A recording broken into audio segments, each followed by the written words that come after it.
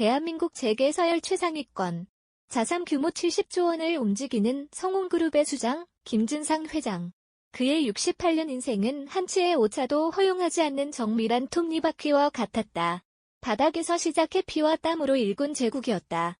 사람들은 그를 냉혈한이라 불렀지만 그는 그 냉혹함이 자신과 가문을 지키는 유일한 방패라 믿었다. 사람의 본성은 결국 돈 앞에서 발가벗겨진다는 것, 그것이 그가 평생을 바쳐 얻은 진리였다. 그럼 그의 견고한 성벽에 폭탄을 던진 것은 다름 아닌 그의 유일한 후계자, 30살의 아들 지훈이었다.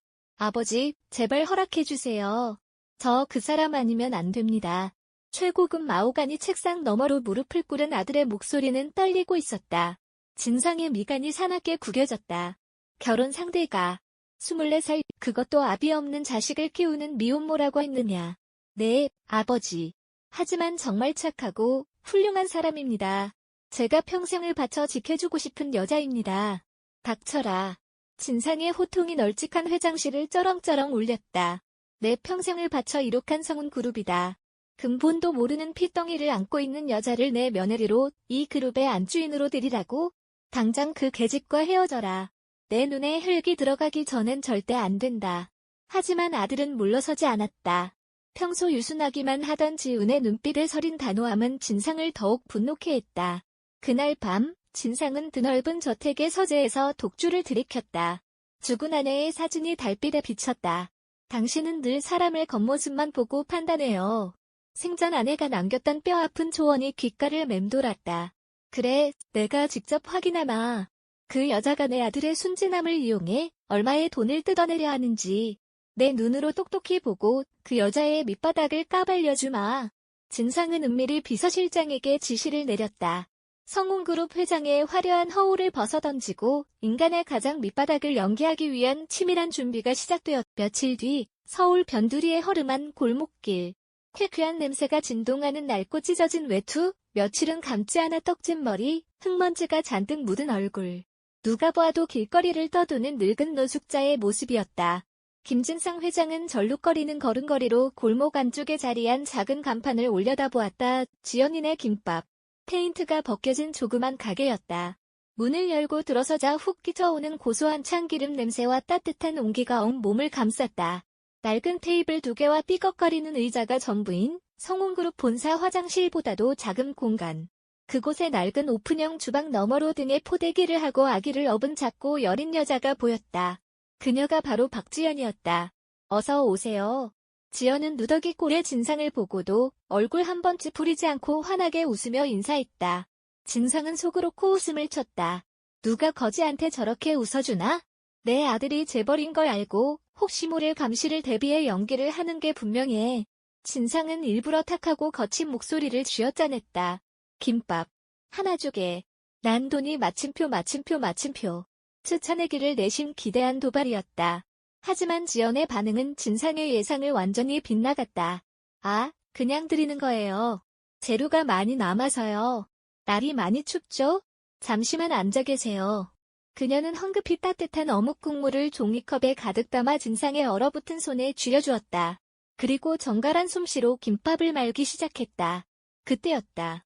등에 업힌 아기가 자지러지게 울기 시작했다. 어머, 우리 아가 배고팠구나. 어르신, 죄송해요. 조금만 기다려주세요. 지연은 낡은 바운서에 아기를 눕히고 분유를 타기 시작했다. 진상의 날카로운 눈매가 그녀의 행동을 주도 면밀하게 관찰했다.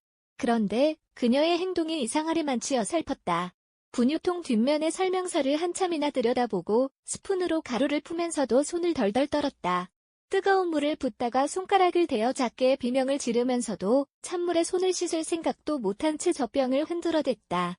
쯧쯧, 철없는 어린애가 덜컥에부터 나았으니 젖병 하나 제대로 물릴 줄 아나. 저런 무책임한 여자가 감히 내 아들을 넘봐. 진상은 차가운 경멸의 시선으로 그녀를 난도질했다. 하지만 무언가 이상했다. 분유를 타는 내내 입술을 꼭 깨물고 온 신경을 집중하는 그녀의 눈동자. 그리고 눈 밑에 짙게 깔린 검은 다크서클. 그것은 밤낮 없이 아이를 돌보느라 진이 빠진 사람의 얼굴이었다. 허술했지만 그녀의 얼굴엔 필사적인 진심이 묻어나고 있었다. 진상의 시험은 멈추지 않았다. 사흘째 되는 날, 그는 그녀의 진짜 민낯을 파헤치기 위해 새벽 5시부터 가게 앞 골목에 잠복했다. 진정한 삶의 태도는 아무도 보지 않는 새벽에 드러나는 법이었다. 칼바람이 부는 어스름한 새벽, 가게 문이 열리고 지연이 나왔다. 여전히 등에 아기를 엎은 채 양손에는 커다란 장바구니를 쥐고 있었다. 진상은 일정한 거리를 유지하며 그녀를 미행했다. 도착한 곳은 인근의 재래시장이었다. 아주머니, 시금치 한 단 주세요. 아이고, 지연이 왔어? 날 추운데 뭐 하러 일찍 나왔어. 이건 그냥 가져가. 안 돼요. 꼭 받으셔야죠. 채소 가게, 생선 가게를 지날 때마다 상인들은 지연에게 따뜻한 말을 건네면서도 혀를 찼다. 진상은 무리 틈에 섞여 그들의 수군거림을 엿들었다. 어린 나이에 아빠도 없이 미혼모라니, 쯧쯧. 요즘 젊은 것들은 마침표. 그래도 기특하잖아. 혼자 애 키우면서 저렇게 억척스럽게 장사하고 우리 가게에도 어제 남은 김밥이라며 갖다 주더라고. 진상의 눈살이 찌푸려졌다. 나에게만 공짜로 김밥을 준 게 아니었다는 말인가? 그때 장바구니의 무게를 이기지 못하고 지연의 몸이 휘청거렸다. 떡집 아주머니가 황급히 달려와 짐을 대신 빼앗아 들었다. 지연아, 무리하지 마. 언니 생각 많이 나지? 에휴, 내 언니도 저 세상에서 얼마나 마음이 아프겠어. 괜찮아요. 마침표. 진상은 골목 모퉁이에 숨어 숨을 죽였다. 언니? 언니가 죽었다고? 무슨 사연이 있는 거지? 그날 낮, 다시 거지 행색으로 김밥집을 찾은 진상의 마음은 이전보다 복잡해져 있었다. 지연은 여전히 화사한 미소로 그를 맞이했고 또다시 김밥과 따뜻한 국물을 내어주었다. 김밥을 먹는 동안 파지를 줍는 허리 굽은 할머니가 밖에서 서성이는 것을 본 지연은 당장 뛰어나가 할머니를 부축해 들어와 남은 재료 핑계를 대며 따뜻한 식사를 대접했다.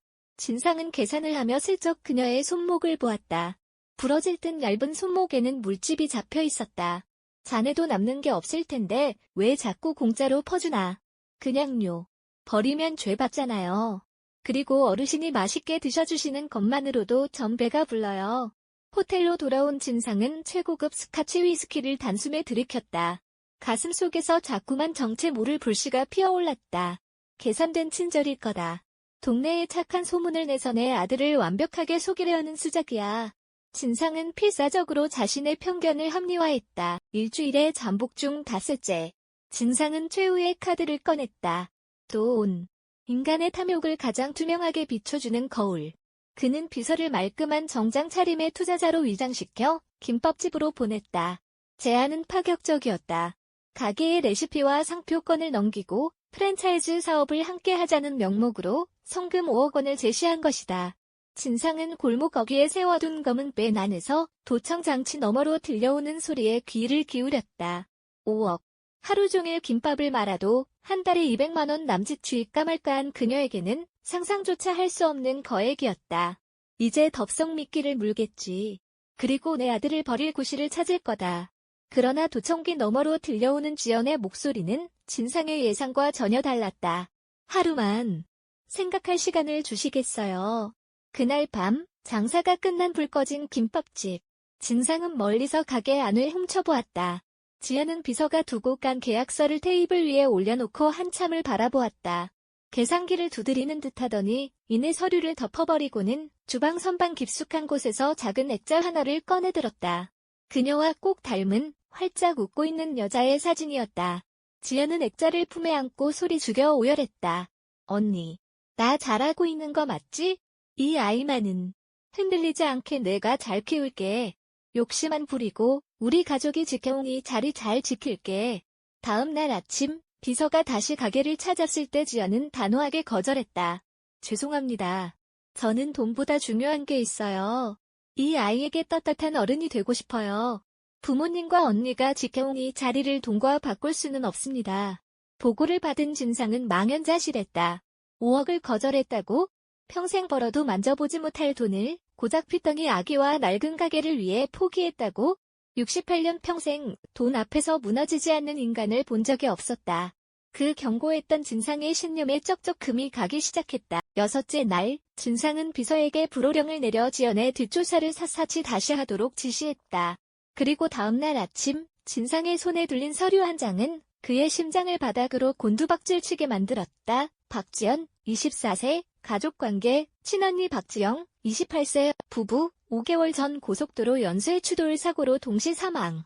당시 생후 100일이었던 언니의 자녀를 동생 박지연이 입양하여 친권 및 양육권 확보. 미혼모가 아니었다. 24살의 꽃다운 나이에 부모도 없이 세상에 홀로 남겨진 조카를 고아원에 보낼 수 없어 자신의 호적에 올린 것이었다. 서투른 분유타기, 눈 밑에 짙은 다크서클, 언니의 사진을 보며 흘리던 눈물. 모든 퍼즐이 맞춰지며 거대한 진실이 폭우처럼 진상을 덮쳤다. 손이 덜덜 떨렸다. 자신이 무슨 짓을 저지른 것인가.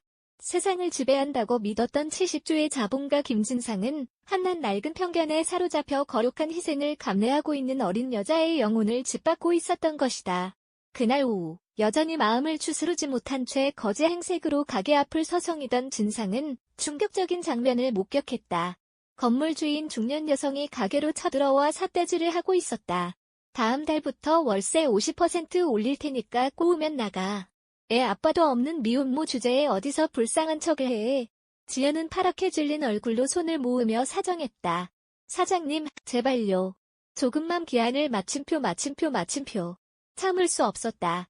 진상이 나서려는 찰나 옆집 떡집 아주머니가 폭풍처럼 가게 문을 박차고 들어왔다. 2,000벌 받을 인간아. 내 눈엔 이게 다 돈으로만 보이지? 지연이 미혼모 아니야. 5개월 전에 사고로 죽은 지연이 친언니 피똥이라고. 부모도 없이 죽은 언니 애를 집가 걷어서 키우는 애한테 어디서 함부로 입을 놀려. 가게 주변으로 몰려든 시장 상인들의 입에서 탄식이 터져나왔다. 지연은 바닥에 주저앉아 아기를 끌어안고 짐승처럼 오열했다. 우리 아가. 울지 마. 이모가 미안해. 이모가 지켜줄게. 엄마가 아니라 이모였다. 그 절규를 듣는 순간 진상의 심장은 칼에 찔린 듯 난도질당했다. 그는 비틀거리며 뒷걸음질 쳤다. 평생 흘려본 적 없던 뜨거운 눈물이 더러운 분쟁이 묻은 주름진 뺨을 타고 쉴 새 없이 흘러내렸다. 자신이 그동안 조롱하고 시험했던 것은 인간이 보여줄 수 있는 가장 숭고한 형태의 사랑이었다. 일주일의 시간이 모두 흐른 아침. 성운그룹 마크가 박힌 최고급 마이바흐 세단 여러 대가 허름한 시장 골목을 점령하듯 미끄러져 들어왔다. 검은 정장을 입은 경호원들이 도열한 가운데 뒷좌석에서 김진상 회장이 내렸다. 떡진 머리와 누더기 옷 대신 한치의 주름도 없는 이탈리아제 맞춤 정장을 입고 백발을 깔끔하게 넘긴 본래의 모습이었다. 그는 경호원들을 물리치고 홀로 김밥집 문을 열었다. 어서 마침표. 고개를 든 지연의 눈이 휘둥그레졌다. 눈앞에 서 있는 낯선 노신사의 눈매가 지난 일주일간 매일 찾아와 김밥을 먹고 가던 그 거지 할아버지와 너무나도 닮아 있었기 때문이다. 나네. 그동안 매일 오던 거지 할아버지.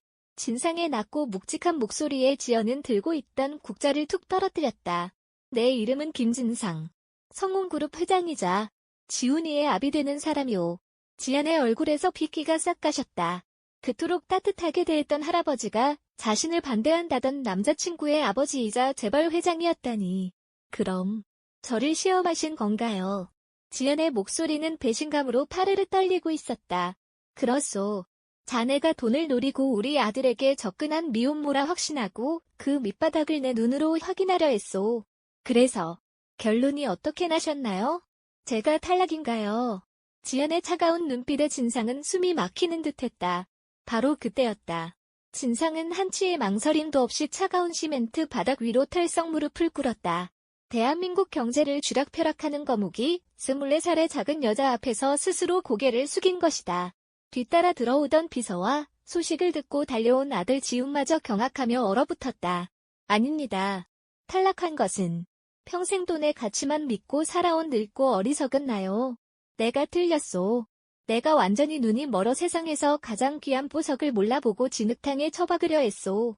정말 죽을 죄를 지었소. 진상의 눈에서 굵은 눈물이 뚝뚝 떨어져 타일 바닥을 적셨다. 부모를 잃고 언니마저 잃은 자네가 그 핏덩이를 품에 안고 세상의 모진 편견을 다 견뎌내는 동안 늙은 나는 알량한 돈 몇 푼으로 자네를 시험하려 들었네.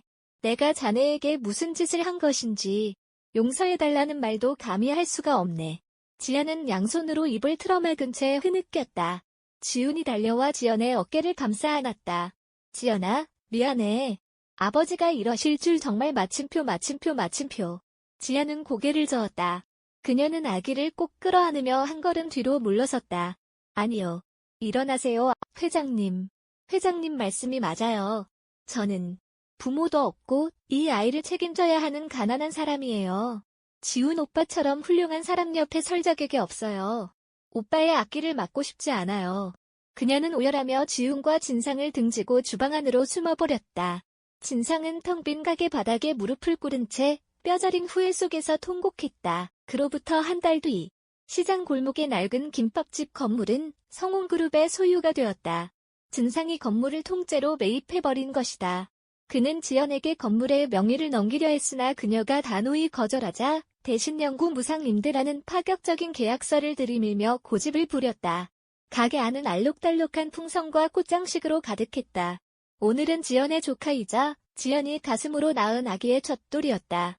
최고급 호텔의 뷔페 대신 진상은 시장 상인들을 모두 초대해 잔치를 열었다. 맞춤 정장 대신 앞치마를 두른 진상은 서툰 솜씨로 김밥에 단무지를 우겨 넣고 있었다. 아이고, 사돈어른. 단무지를 그렇게 많이 넣으면 옆구리가 다 터진다니까요. 떡집 아주머니의 핀잔에 진상은 머쓱하게 웃으며 머리를 극적였다. 내가 아직 기술이 부족해서. 지연아, 내가 다시 말아보마. 한복을 곱게 차려입은 지연이 지훈의 손을 잡고 밝게 웃고 있었다. 돌잡이상에 앉은 아기가 무언가를 향해 기어가더니 덥석 잡아 올렸다. 돈도 명주실도 아닌 진상이 장난스레 올려둔 김밥 한 알이었다. 가게 안이 웃음바다로 변했다. 진상은 아기를 번쩍 안아 올렸다. 아기의 작고 따뜻한 손이 진상의 주름진 뺨을 매만졌다. 가슴 깊은 곳에서부터 뜨거운 온기가 퍼져나갔다. 70조의 자산. 수백 개의 빌딩과 끝을 알 수 없는 계좌의 잔고들. 진상은 평생 그것이 자신을 부자로 만들어준다고 믿었다. 하지만 24살의 여리고 강인한 이 며느리를 통해 그는 인생의 진짜 진리를 배웠다. 진짜 부자는 통장에 숫자가 많은 사람이 아니었다. 사랑하는 사람을 위해 기꺼이 자신을 낮추고 타인의 아픔에 함께 눈물을 흘릴 줄 알며 조건 없는 희생을 감내하는 부유한 마음을 가진 사람. 김진상 회장은 아기의 볼에 입을 맞추며 68년 인생 처음으로 자신이 진짜 부자가 되었음을 온 마음으로 느꼈다.